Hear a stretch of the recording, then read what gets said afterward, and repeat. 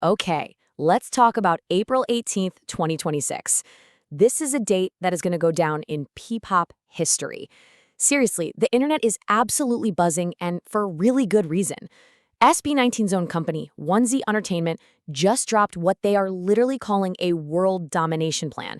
And trust me, when you see the details, you're going to realize that world domination might just be an understatement. So where did it all start? With these super cryptic teasers that just took over Times Square in New York. And look, this wasn't your average tour announcement. Not even close. The sheer scale of it, we're talking Times Square, plus that whole air of mystery, it was a statement, a really loud one. This was SB19 signaling a brand new era, not just for them, but for all of P-pop on the global stage. And yeah, that brings us right here to 2026. This is the year we're seeing SB19 completely shed that underdog label. They're done asking for a seat at the global music table. Now, they're building their own. And they kicked off this whole new chapter with what might be one of the biggest announcements in P-pop history. Yup, it is official. SB19 will be the first ever P-pop group to perform at Lollapalooza. For anyone who might not know, this is one of the most massive, most iconic music festivals in the entire world. This one booking, this single event, it changes the entire game. It sets the stage for everything that's about to happen. So let's actually break this down. How did this global declaration come together? We're going to go from those mysterious teasers in Times Square all the way to a history-making performance in Chicago's Grant Park. Look, just performing at Lollapalooza in July is a huge milestone on its own. But what's even more telling is who they're going to be sharing the stage with. We're talking global icons like Lorde and Charlie XCX. This isn't some side stage gig, you know? This is a prime time slot that puts them right alongside the biggest names in music. It is the anchor for their entire global strategy. Okay, now for the blueprint itself. This is not just a random list of tour dates. No way. Sources are calling it a meticulously planned, high BPM crescendo. It's a strategy designed to just build momentum with every single move they make. And this three-step rollout, this is the key to the whole thing. First, you build this massive wave of hype with those cryptic teasers. Second, you solidify your place on the world stage by anchoring it with two colossal festivals, Lollapalooza in the US and Summer Sonic in Japan. And then third, you ride that insane wave of momentum straight into a full-scale world tour. And rumors about USA and Australia dates are already at a fever pitch.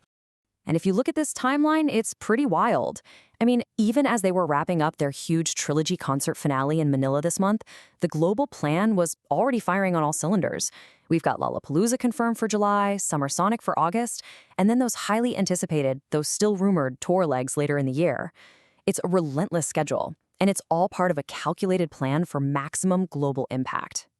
But here's the thing, a global tour needs a global sound, and that's exactly where we see this deliberate evolution in their music and their whole aesthetic. They're calling it high-fidelity hybridity, and honestly, it's a total game changer. To really get what they're doing, you have to understand this idea they have of ethereal brutalism. It's this amazing clash of opposites. Think of it like this. Visually, you've got the rough, ancient texture of limestone right up against the sharp, clean gleam of polished chrome. Sonically, it's their signature silky smooth 5-part harmonies layered over these heavy industrial 808s. It's the sound of traditional Filipino instruments meeting these deep electronic Moog bass lines. It is a sound that is both beautiful and brutal, and it's completely, uniquely them. And that right there is the core of their high-fidelity hybridity. It's all about taking their heritage, the distinct sounds of instruments like the kulintang, and blending it with the most cutting-edge electronic production. This isn't about ditching their roots for Western sound. It's about creating this powerful hybrid that is so authentically Filipino, but can connect with anyone, anywhere in the world. And this new sound, it isn't just an artistic choice, it's a technical one. Their recent music has been specifically engineered for huge festival stages. The producers have literally carved out space in the sound mix to make sure their super complex vocal harmonies just soar above the crowd, even in a giant open-air venue like Grant Park for Lollapalooza. And they've paired that with a powerful low end, so you can literally feel the bass in your chest, all while weaving in those unique cultural textures. It's a sound designed to be heard and felt by hundreds of thousands of people. Now, all of this incredibly ambitious global push, it's all being powered by a massive shift happening behind the scenes. This tour also marks the full launch of the 1Z Entertainment era, a move that puts SB19 in complete control of their own destiny. What's so revolutionary here is that the members themselves are now managing their own careers. Through 1Z, they have total creative control. That lets them fuse high fashion with Filipino culture and maintain their reputation for absolutely world-class choreography. But their vision is bigger than just their own success. They have made it crystal clear that 1Z is not just for them. It's a platform to elevate all Filipino talent. So when you put all these pieces together, the strategy, the new sound, the self-run company, you start to realize something. This isn't just a tour. This is a mission. And it's carrying the emotional weight of an entire nation's global ambition. So you really have to ask yourself, with everything that's going on, with everything that's at stake, is this just a series of concerts? The answer is a hard no. As a writer for The Inquirer put it so perfectly, they're bringing our language, our sound, and our tourism to the global stage. Every single time they step on stage, it's an act of cultural ambassadorship. This is about representation on a scale that we have just never seen before. This tour marks the final definitive shift in their whole journey. They are no longer the group that's trying to prove they deserve a spot on the world stage.